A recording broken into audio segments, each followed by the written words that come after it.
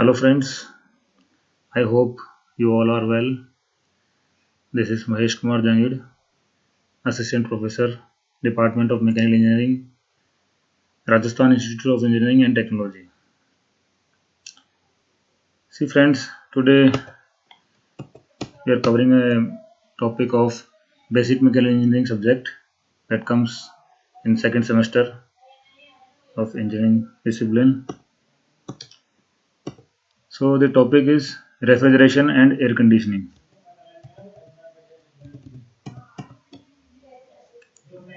This is the last chapter of this subject, but not the least, maybe the most important. So, refrigeration and air conditioning, both the devices we see and them in our general life, they are very known to us, common to us. We must have a thorough knowledge of both the devices. Now, coming to the basic principle, basic working principle.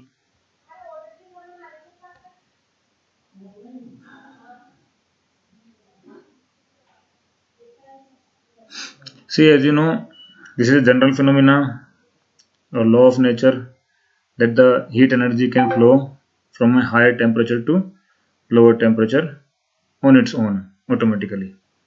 But to do the reverse, that means extracting energy or heat energy from a place where the temperature is already low and throwing that heat energy to a place where the temperature is already high. For that, we need some extra work input. So this is what the refrigeration and air conditioning does. It consumes some work input, as you can see here, right? So heat can be absorbed from a place where the temperature is low, which is known as low temperature reservoir. Generally, it is the refrigerated space, the space which we need to, keep cool, clear, and that heat absorbed from this place should be supplied or rejected to a place where it can produce negligible effect. So that is the surroundings atmosphere.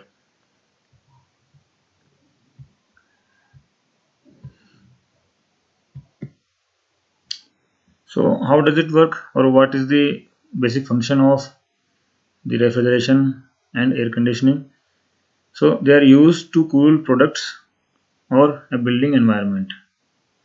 So basically, both the refrigerator and the air conditioner, although they have different refrigerated spaces, like for the refrigerator, the space is comparatively low or small, but for the air conditioner, the space which is required to be cooled is generally high in terms of refrigerator. So this will give you an idea that why we use refrigeration and air conditioning, how does it works. So the basic idea is this. Now moving forward, before starting the chapter, you should have the basic uh, knowledge between or comparison between refrigerator and air conditioner. See, there are some similarities between both of these and there are some differences. So how the refrigerator is different from air conditioner, that you should know. Now similarity is that both produces cooling effect. So both are used for producing some cooling effect. Although the size of the area or volume or space may be different for both of them. Like for refrigeration, it is generally small, and the target space, size of the target space for air conditioner is generally high.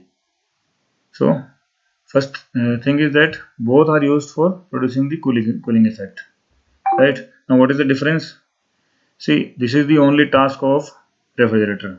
That means refrigerator are responsible for producing the cooling effect only, while the air conditioner, it can perform some more tasks also. like to control the humidity. So air conditioner can also control the humidity of the air. Then the purification, or you can say the quality of the air, can be controlled by the air conditioner.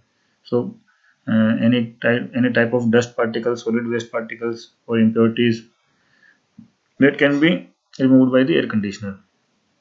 And one more important task is to circulate the air throughout the space. So if you are using a cooler, so there you can see the cooling effect can be felt only in the front of the cooler, the air cooler. But in the case of air conditioner, you can feel the cooling effect homogeneously in the entire space or entire room. So basically, these are the functions of refrigerator and air conditioners.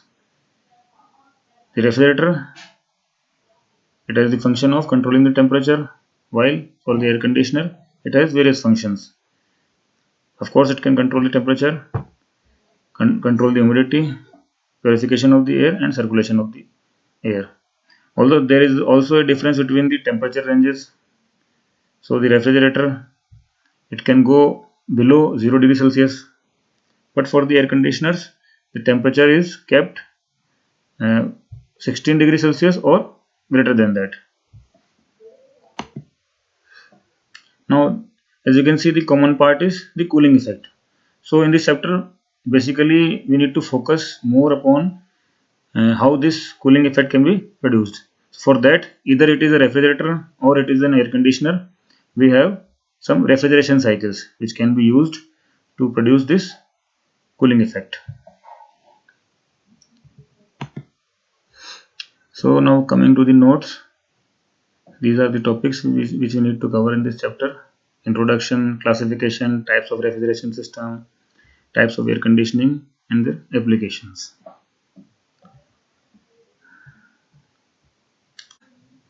So now we'll start with the refrigeration. Now, as we have already discussed about the refrigeration, what is the function. So again, in different books, you'll find different explanation, different um, theories, and different type of definitions. So I have written some of them, starting with first, the science of providing and maintaining temperature below that of the surrounding temperature. So it is a science. RS is a science of providing and maintaining temperature below the surrounding atmosphere. So the temperature of the refrigerated space should be kept below the temperature of the surroundings. Next, next way to define is process of removing heat from a substance under controlled conditions. Then we have process of reducing and maintaining temperature of a body below the general temperature of its surroundings. And similarly, we can define as removing heat from a place where it is not wanted or not desirable, and transferring that heat to a place where it makes a little or no difference, or we can say negligible difference.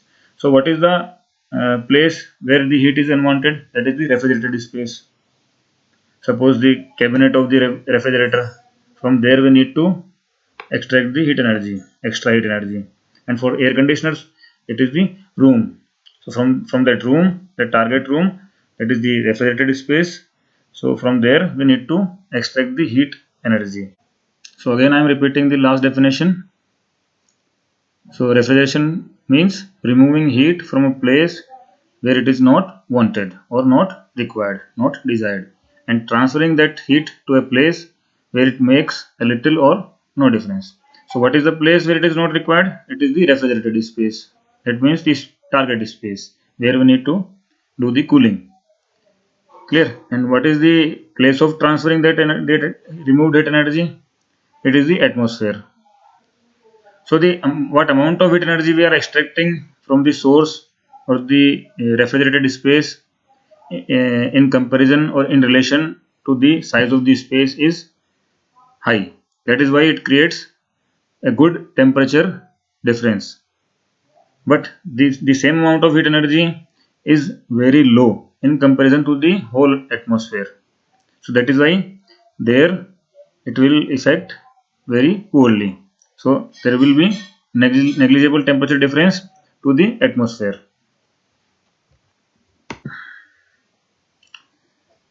So moving next, we have some important terms here, or we can say parameters.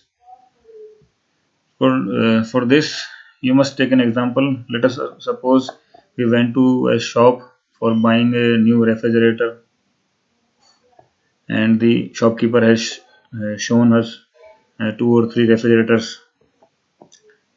Now, in order to compare the performance of those refrigerators, we need some parameters. Of course, cost is there, but that doesn't show the performance of the refrigerator. So the actual ability of the refrigerator, how much cooling effect it can produce, and again for producing that cooling effect, how much energy it will be consuming. So we need some parameters. So two of them which are very important are the ton refrigeration, which is the unit of refrigeration, and coefficient of performance, which can be related as or treated as efficiency of a refrigerator. So we are going to study these two. So what is ton refrigeration? Ton refrigeration is actually the unit of refrigeration effect. How much refrigeration effect is being produced, that can be evaluated in terms of this TR, that is ton refrigeration. So what is 1 ton refrigeration? So that is refrigeration effect produced at the rate at which heat is to be removed from 1 ton of water at 0 degree Celsius to freeze it to ice at 0 degree Celsius in 1 day. So as you can see, this ton refrigeration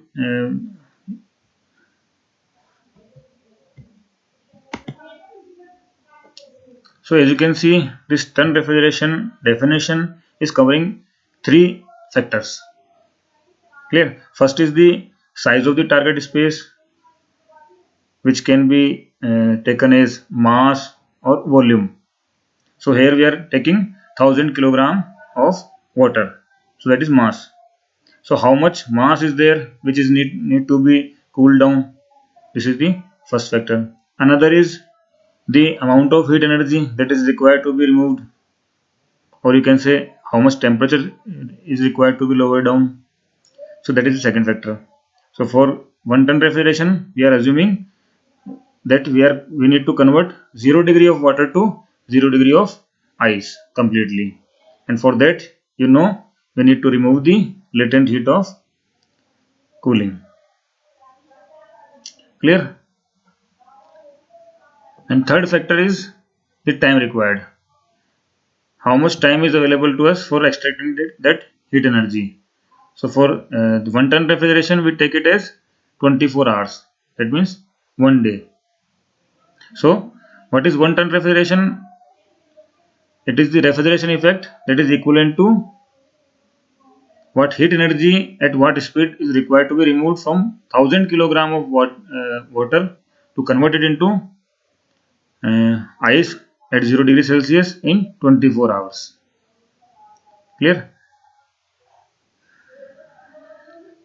Now as if we know, the latent heat of ice is 335 kilojoule per kg.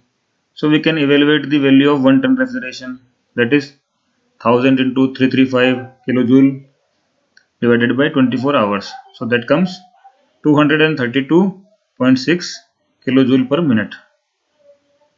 So again, in different unit system we can convert this value. Now talking about the next point or next parameter, that is the coefficient of performance. Now the coefficient of performance basically tells us about the efficiency of the refrigerator. We can relate it with the efficiency of other devices. In the case of refrigerator, we can say the efficiency is called coefficient of performance.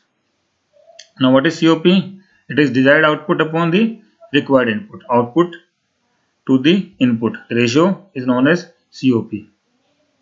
Now what is the desired output? It is the cooling effect what we need.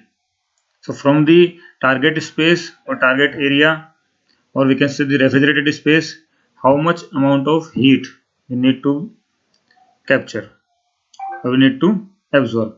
That is the desired output, the desired cooling effect. And what is the required input? It is the work supplied to the compressor. Clear? So COP is Q by W. Heat removed from the refrigerated space divided by work supplied to the refrigeration system.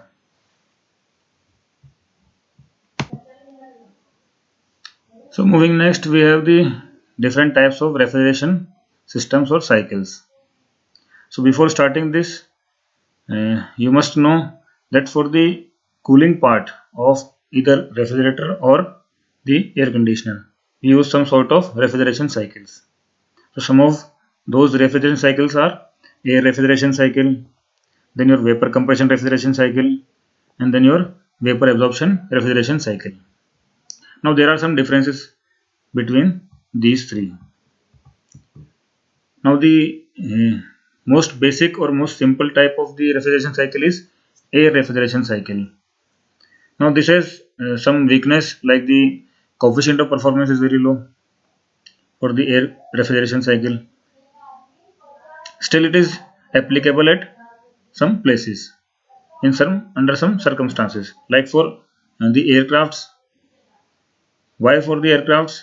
Because for aircrafts we have naturally atmospheric air available at very high velocity, so that comes as a benefit to the refrigeration system, because that high velocity atmospheric air can be used as refrigerant for the air refrigeration cycle. Clear? While the vapor compression refrigeration cycle, this is used for our household or domestic refrigerators.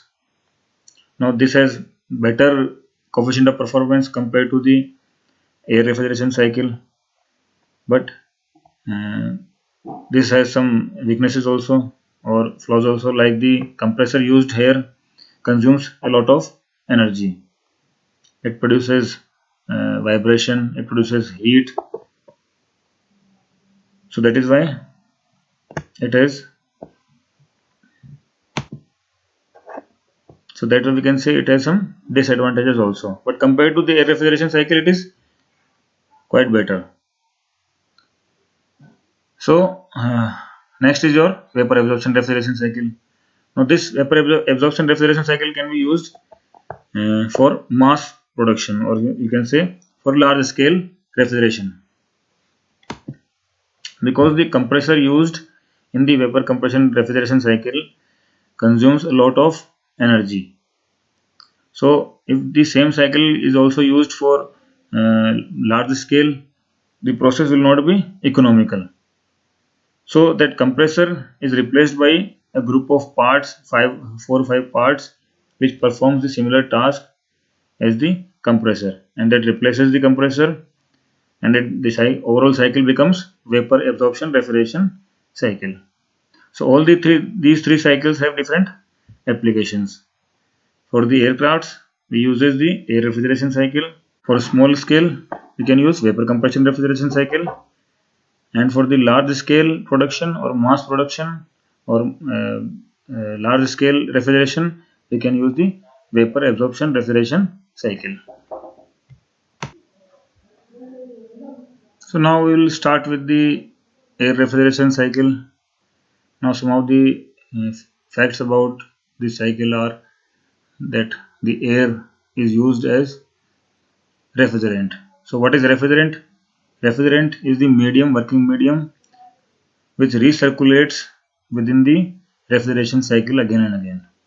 Now in order to understand, or before moving to any of the refrigeration cycle, you first of all need to understand that what is the basic technique of producing the cooling effect.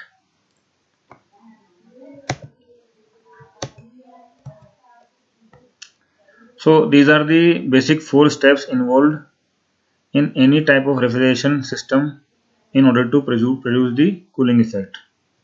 Now first is your compression, second is your heat rejection, third is your expansion, and fourth is your heat absorption. Now if you are not able to recognize these, I can make it more easier for you. Now you only need to recognize the first 2 steps, that is compression and heat rejection. Third step is just opposite of the first step, that is compression is inverse of expansion.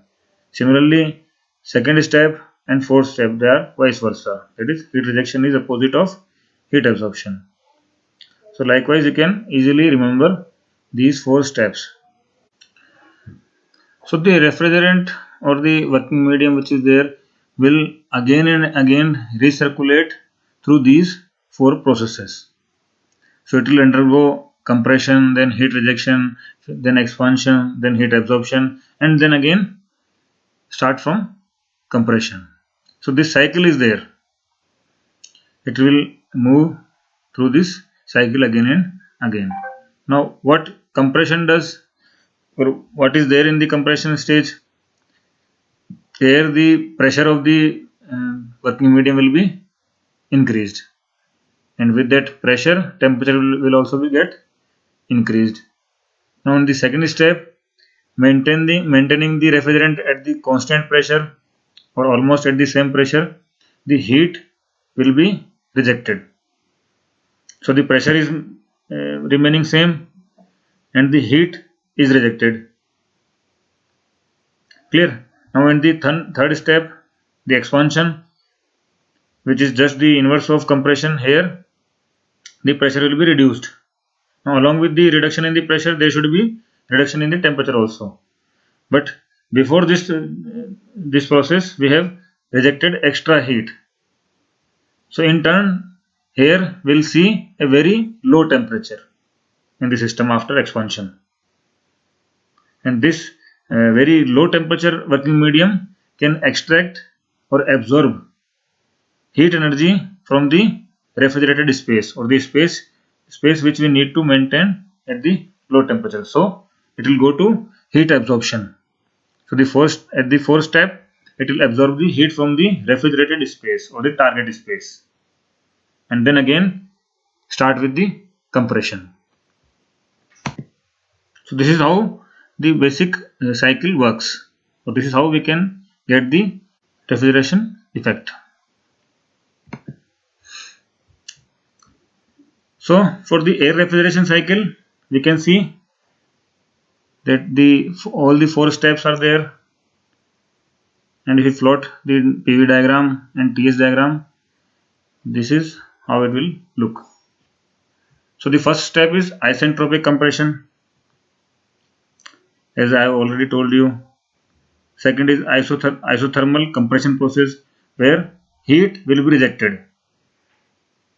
Clear? So the second step is heat rejection. Third step is expansion, and fourth step is heat absorption. Now these are the ideal conditions. Now for practical implementation of air refrigeration cycle, we use Bell-Coleman or reverse Brayton cycle. So this is the layout of the cycle, air refrigeration cycle. Here you can see from 1 to 2, it is the compressor. The device is compressor. From 2 to 3, it is a condenser. From 3 to 4, it is expander, and from 4 to 1, it is evaporator. So these are the 4 devices we have employed to perform the basic 4 functions, that is compression, heat rejection, expansion, and then heat absorption. So from 1 to 2, the compressor, it will compress the gas, and as you know, the pressure and temperature will get increased. From 2 to 3, the pressure will remain same, but the extra heat or the heat energy available in the working medium will be rejected with the help of some external source. So here, as you can see, the cooling air is employed from here it will get in, and from here it comes out of the system. So here the refrigerant will reduce its temperature, or we can say the refrigerant will reject its heat to the outside air. Clear? So pressure will remain same, almost same, and temperature will get reduced. Now third step is expansion. So here the pressure will get reduced, and in turn the temperature will also get reduced. So here we will be getting the lowest temperature of the cycle.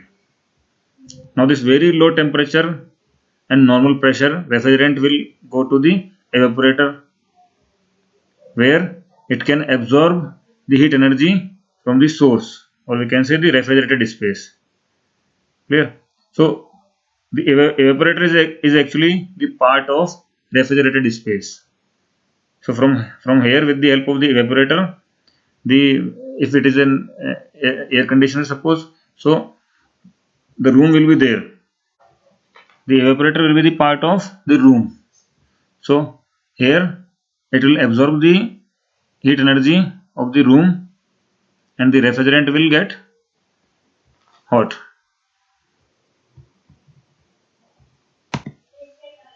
Again that refrigerant will be recirculated to the compressor, and this cycle is completed. So again and again the refrigerant will be recirculated in this cycle, and slowly the temperature of the room will be reduced. We can plot the all processes on PV and TS diagram here, as you can see. So from 1 to 2 it is compression, 2 to 3 it is air cooler, 3 to 4 it is expander, and 4 to 1 it is evaporator. Again you can calculate the coefficient of performance. It can be derived from by using the graphs.